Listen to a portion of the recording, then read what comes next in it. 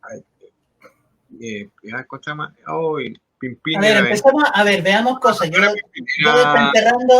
desenterrando las bibliotecas de mis abuelos, de mis papás, de mi mamá, no sé yo, podía encontrar en Argentina la Villiquen.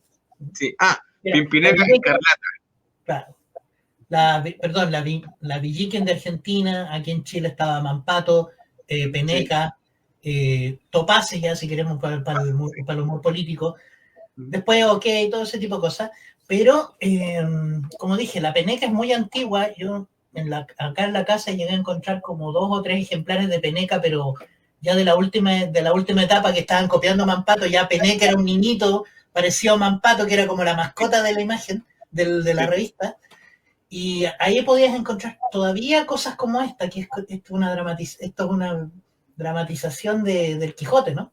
Correcto. Entonces, a lo que vamos acá directamente, que todas estas publicaciones que estamos citando, por ejemplo, la misma que salía en la revista que tú estás diciendo, o lo mismo que yo te decía, se tomó Pimpinela Escarlata y Pimpinela Escarlata, que eran tiras que salían en periódicos y en publicaciones y en revistas del viejo mundo. Acá se tomaron, se cortaron, se pegaron como si fuera una página, algo muy parecido a lo que estamos viendo aquí con el Quijote, y sus textos iban en la parte inferior. Estas son las famosas didascalias, que proporcionan información sobre la escena dibujada, narrando su contenido. Asimismo, incluye algunos diálogos de los personajes o son la voz del narrador. Entonces, todas estas publicaciones son consideradas pre-cómic. El cómic como tal simplemente nace desde que Outcast con el Yellow Kid de aquí para adelante hace la unión imagen, globo, secuencia narrativa. De ahí para ahí nace definitivamente lo que conocemos como historieta como tal. Aunque hoy en día, voy a reiterar, muchos se están rasgando vestiduras, muchos investigadores ponen en jaque y en cuestionamiento esto, diciendo, como lo que estamos viendo, no, este otro fue el primero, este no. Pero bueno, se llegó a este acuerdo en 1996, puesto 11 expertos, entonces, para que nos siguieran esta esta pelea que se ha hecho hasta hoy. Pero igual es maravilloso ver a gente peleándose por ver quién encontró el Grial primero. Correcto. A ver a quién corresponde el famoso Grial de aquí para adelante. Pero como les digo, esta es parte de una investigación que yo he hecho hace años que vengo con esto y faltan imágenes acá todavía, porque yo lo tenía armado, voy a ser bien sincero, y ahora que la busqué, no la encontré y tuve que pasarme estos últimos 2 días prácticamente armando, reconstruyendo y buscando información nueva para poder tener esto armado. ¿Por qué estamos haciendo esto, dirás tú, Terrence? Por una proposición que me hizo la Catalina Schoff, que en el próximo programa de los días miércoles, que es ya el primer miércoles de octubre. Ya estaríamos en octubre, claro. ¿Ya? Y vamos a hablar sobre precómic chileno, porque a ellos les interesa todo lo que es la patrimonio chileno.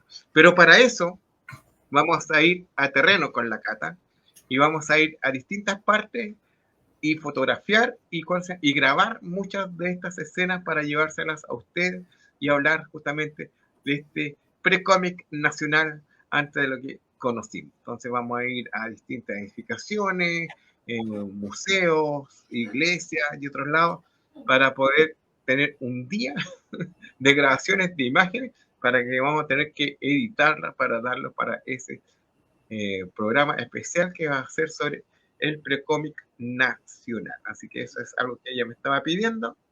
Dije, ok, perfecto. Y recordé que perfectamente podríamos hacer un programa anterior para irnos preparando y hablar directamente de este tema. Así que eso como en resumen, estimado otra vez. Excelente. Sí. Y bueno, aquí el Yellow Kid sería considerado el primer personaje de cómic como tal porque tiene los elementos que ya estamos acostumbrados a ver, ¿no? Correcto. Entonces, y curiosamente, como dije, el autor simplemente lo utilizó una vez. De vez en cuando metía algún globe watcher en las páginas gigantes que utilizaban en sus relatos.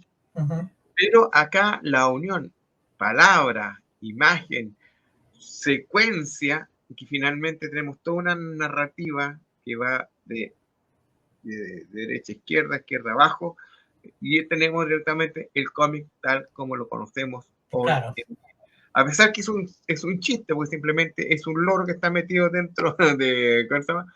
De este fonógrafo, que ¿Sí? es el engaño, pero ¿cómo se llama? Es lo primero. Para muchos, realmente, el que tendría que ser sí o sí el primer cómic como tal es El Capitán y los Pilluelos, que son contemporáneos de esto y que también empezaron a utilizar definitivamente los globos y las cajas de texto y la narrativa tal cual como la conocemos hoy en día.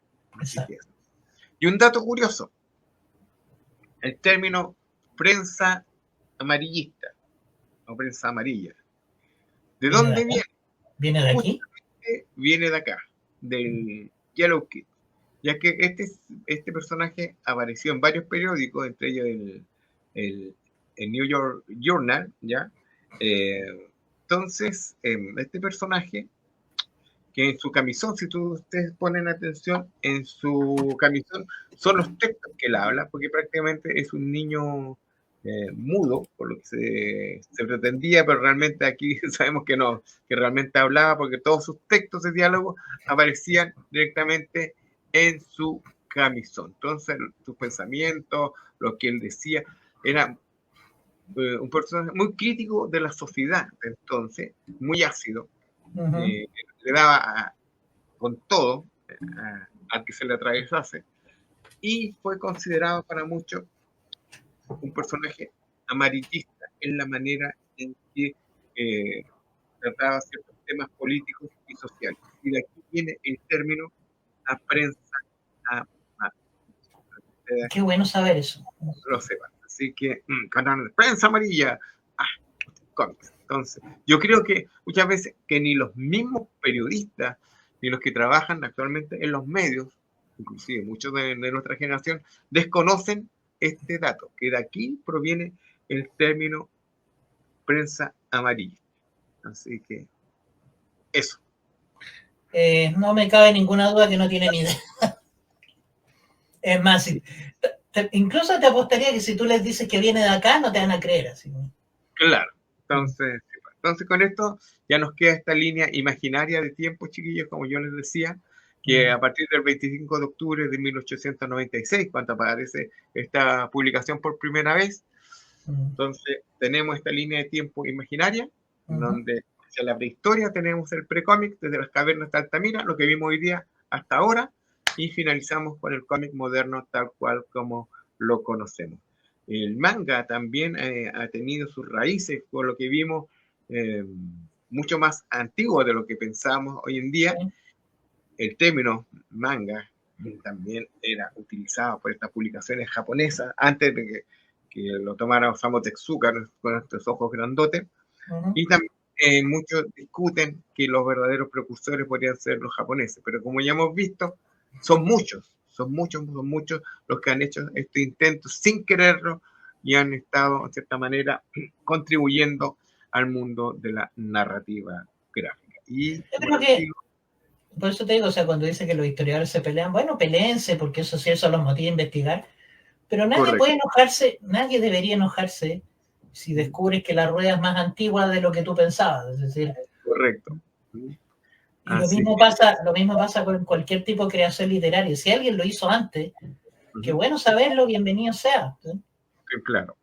Y este es el acuerdo llegado el 30 de octubre de 1989, como les digo, en Lucas. Así que acá dice precisamente este breve texto para poder ser traducido a distintos idiomas, en que se llega el acuerdo donde se habla del origen del cómic, y de ahí queda bien claro lo que es cómic y lo que es pre-cómic hasta el día de hoy. Así que si quieren lo vuelves a leer, Terra. ¿Qué dice acá? Los 11 expertos, 11 expertos. Recuerden siempre la opinión de los expertos.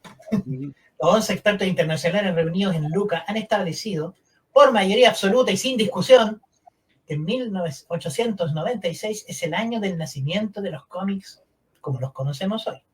Vamos a dejarlo así. Un año en el cual, mediante el personaje que vimos recién, Yellow Kid, asume contribuciones expresivas anteriormente suministradas por creadores de distintos países, logrando peculiares características del lenguaje y resultó en un medio de comunicación completamente nuevo. Así. Entonces, tenemos aquí a los 11 expertos. Tenemos al señor Claudio Beriteri, que podrían buscarlo, Javier Coma es el que creó la enciclopedia, principales creadores de esa enciclopedia de los cómics que salió en los años 80. De Tuteñi Editorial. Sí. Álvaro de Moya, de Brasil, el señor Luis Gasca, de España también, Dennis Guilford, de Inglaterra, de Portugal, el señor Vasco Granja, Mauricio Horn, de Estados Unidos, y Richard Marshall, también de Estados Unidos, Claude Monterny, espero que se diga así, de Francia, David Pascal, de Estados Unidos, y de Italia, el señor Rinaldo Traini.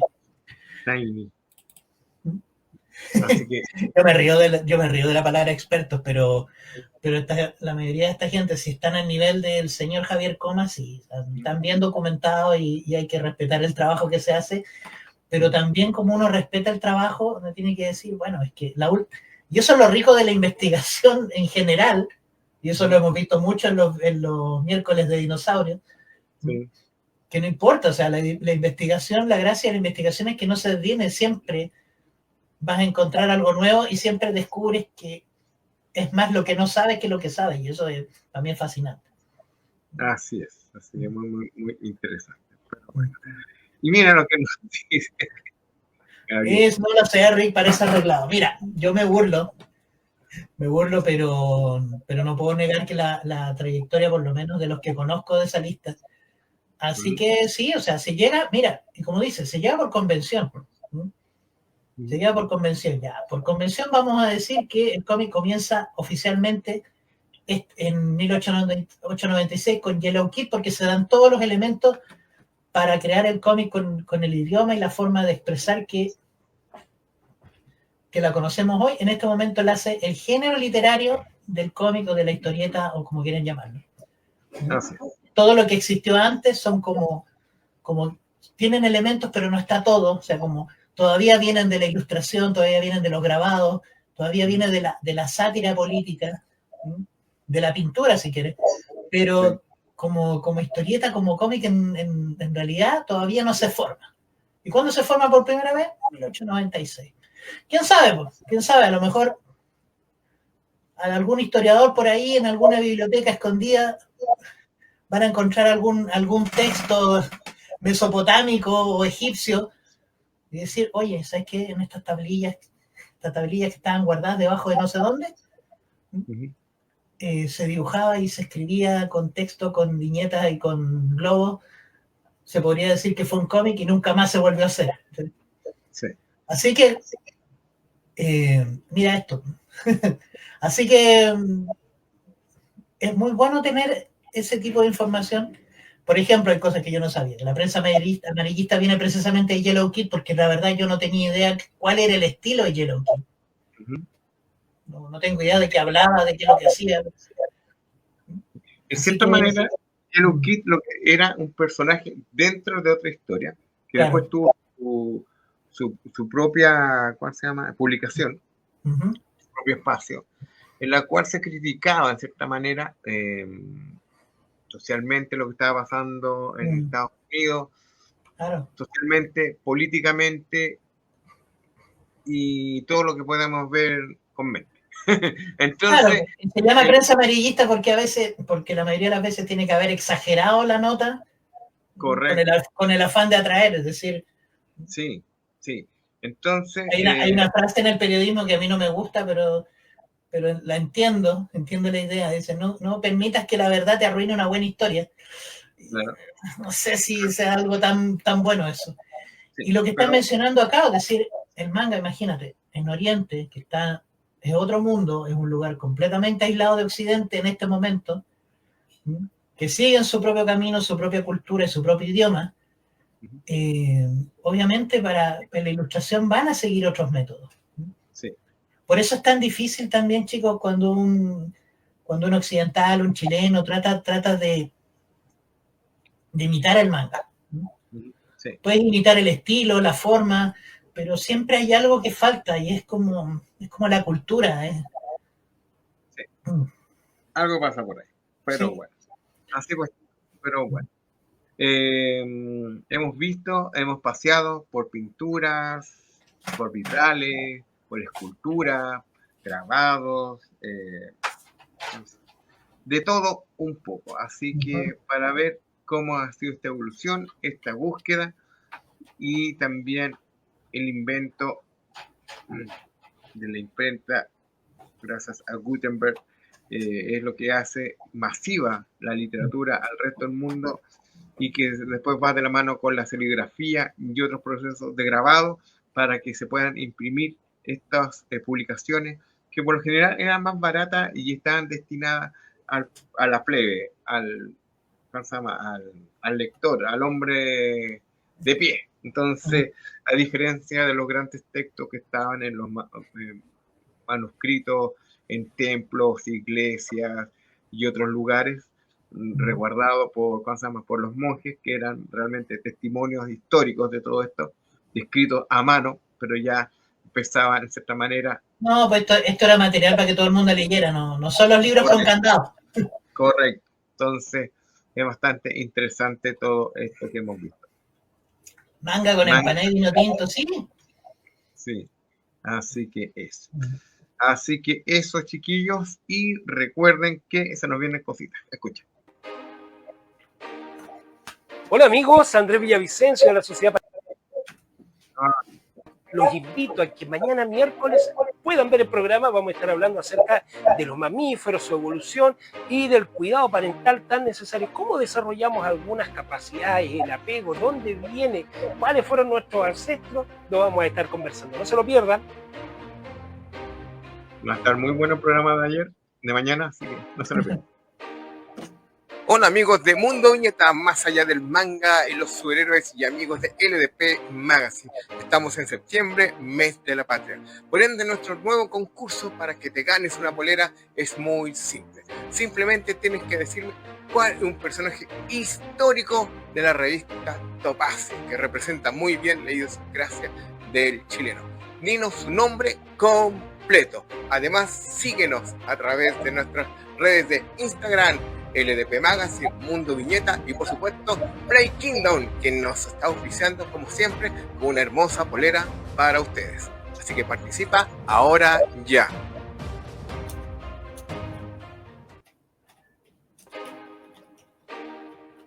Hola amigos de LDP Magazine, aquí nos estamos acomodando en medio del frío y de la lluvia. Así es, ¿cierto? Está helado. Que se vaya el invierno luego, la verdad quiero que se vaya, chao. No somos amigos del... No nos gusta mucho no nos gusta el hielo para nada. Lo que queremos hacer la invitación es que ahora, a finales de septiembre, comenzamos con los talleres acá literarios en Play Kingdom. Así que van a estar todos invitados. Las inscripciones ya están directamente. Ustedes pueden hacerlo a través de ldpenvivo@gmail.com. Por ahí ya empiezan a hacer las consultas del caso, cuánto va a costar, cuánto es el tiempo de duración y qué es lo que vamos a ver en él. Una pequeña introducción. En este taller ya vamos a enseñar a escribir, es un taller de creación de fantasía y ciencia ficción, pero coherente, que haya coherencia en la historia, saber escribirla bien, buenos personajes, buenos diálogos, buenas historias. Tratar de llevar a eso, de enseñar a escribir de una manera, no sé si profesional, pero bien, a la persona que te interesa. Así que ya lo saben. Estamos viendo la fecha, yo creo que podría ser los días martes o... Los días martes ¿sí? Me parece muy buen día. Perfecto. Entonces ya lo saben, amigos míos, acá con nuestro querido Armando Roselot va a estar a cargo de estos talleres, así que no se lo pierdan, totalmente imperdible, principalmente para aquellos que les gustan las letras, quieren aprender de verdad. Así que Así es. no hay nadie, ¿cuál se llama?, mejor calificado que nuestro amigo Armand, y también con Marcos Fabián Cortés, que también vamos a coordinar entre ambos, porque la cosa es que sea algo, una escuela. Entonces nos vamos a ir formando de a poquito, y esto comenzamos a finales de septiembre. ¿Por qué ustedes dirán? Porque a mitad de septiembre se nos corta, todo el mundo se va a la fonda y Chile pierde a sus habitantes, son abducidos, mejor que el chasquido de Thanos. Exactamente. Y después vuelven pasados esa fecha. Así que ahí lo vamos a estar esperando. Lo esperamos. Así que se les quiere. Nos vemos. Bye. Y se nos viene Drácula, sonido de las sombras. Magnífico, me encanta esto. Sí. Chicos, como ya saben, se nos viene en las catacumbas de la iglesia de los Sacramentinos, ahí en el barrio de San Diego, en el sector de la Plaza Diego de Almagro. Se viene estas funciones de música de cámara que ya van en la cuarta función, porque ha habido éxito total, entradas llenos totales. Y esto va a ser, como bien dicen, va a ser música de cámara basado en la música compuesta para la película de Drácula de Browning de los años 30, narrada por el señor Bastián Bodenhofer. Si usted fue mujer en los años 90 y en los 2000, seguramente se va a volver loca. Fue mujer el año 90, que se operó, güey. Bueno, en fin, como sea, pero lo que quiero decir es también que esto es un concierto de música de cámara. Las catacumbas tienen una capacidad para 500 personas, pero por el asunto de espacio y localidades va a ser solamente 400 personas, como ven acá. Recuerden, para los que van a asistir, que esto son las catacumbas. ¿Cómo se llama esto? El lugar no está acondicionado para vender comida, no hay baños, es un claustro. Hay que estar con cuidado, tratar de no dañar nada. Si van a comer, si van a ir al baño, traten de ir antes. Les voy a pedir también, por favor, que eviten tirar basura y que disfruten, pero básicamente, sobre todo, que disfruten el espectáculo, pero recuerden que están primero en un lugar súper delicado, pero sí lo van a disfrutar muchísimo. El lugar es hermoso, tiene una atmósfera increíble, no se me ocurre mejor lugar para un concierto como este, así que nos vamos a ver allá. Si todo sale bien, yo creo que ya vamos para una quinta función, porque se llena, y esto ya lo están pidiendo en otros lugares, en regiones y cosas por el estilo. Así que, chicos, los veo allá y esperemos que lo pasemos tan bien como yo imagino que va a ser. Así es, sí, así es. Pero bueno, así, amigos, estamos llegando al final de este programa.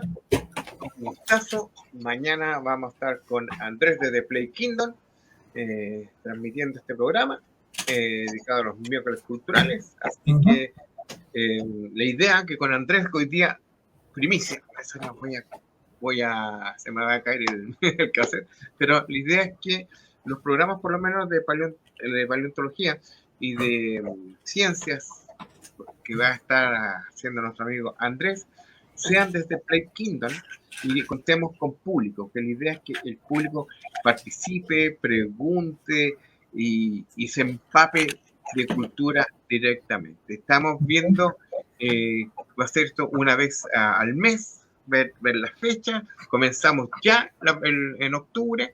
Esta semana ya nos ponemos de acuerdo con Andrés en la fecha y empezar a invitar a los amigos para que de forma presencial estén con nosotros. Así que eso, así que prepárense porque vamos a tener muchas novedades en lo que se nos viene. Así que eso. Terrence, palabras finales. Nada, muchas gracias por la sintonía. Me disculpo por llegar tan tarde, pero estaba un poquito ocupado y medio complicado acá. Así que simplemente que nos vemos mañana ahí en paleontología. Chicos, los que no están muy metidos en el asunto de la paleontología, Chile tiene una diversidad de especies de la época, de las épocas, de la época de los dinosaurios. Quizás no tengamos dinosaurios gigantes o espectaculares, pero tenemos una riqueza de vida, de biodiversidad en Chile que llega a ser fascinante. O sea, tú te puedes pasar prácticamente toda tu vida conociendo y estudiando especies que obviamente que jamás vamos a ver, pero es apasionante, es hermoso. Vamos a ver, por ejemplo, mañana el tema es sobre mamíferos. Entonces, vamos a ver que existieron mamíferos antes de los dinosaurios y después de los dinosaurios. Exacto. Entonces, y se ha mantenido hasta los días de hoy. Así que han evolucionado, han cambiado.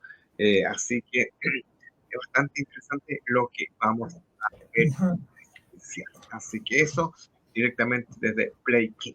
Así que ya, mis amigos, se nos cuidan. Un abrazo, se les quiere. Y atento a todas las actividades que vamos a tener ya con LNP Magazine. Se me cuidan. Chao, chao.